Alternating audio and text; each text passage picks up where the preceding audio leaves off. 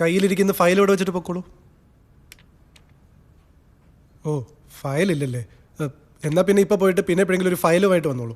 Thanks sir. ഇക്കാലത്തൊരു മനുഷ്യന് ചെയ്യാത്ത സഹായ സാർ ചെയ്തത്. 50,000 രൂപ ഒരുമിച്ച് കൊടുത്തപ്പോ അവരൊന്ന് അടങ്ങി. ഞാൻ ചോദിക്കാതെ തന്നെ എന്നെ സഹായിച്ച സാർ എന്റെ ദൈവമാണ്. അയ്യോ, എനിക്കിതൊന്നും കേൾക്കുന്ന ഇഷ്ടമല്ല. താനൊന്ന് പോവോ? സാർ ഞാൻ ബാക്കി പിന്നെ പറയാം.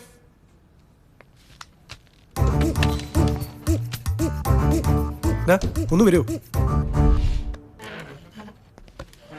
എന്താ അത്യാവശ്യം? അവളില്ലേ ആ പന്ന പാർവതി, അവള് പറ്റിച്ച പണിയണ്ട. അവള് പറഞ്ഞിരിക്കുന്നു ജാനകിയുടെ അടുത്ത് ആ കാശ് കൊടുത്തത് ഞാനാന്ന്.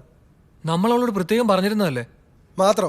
25,000 അല്ലേ കൊടുക്കാൻ പറഞ്ഞത്? അതെ. അവള് കയറി 50,000 കൊടുത്തിരിക്കുന്നു. 25,000 മാത്രമേ ഓഫീസിൽ നിന്ന് കൊടുത്തുള്ളൂ. അത് ഞാൻ ചോദിക്കടാ.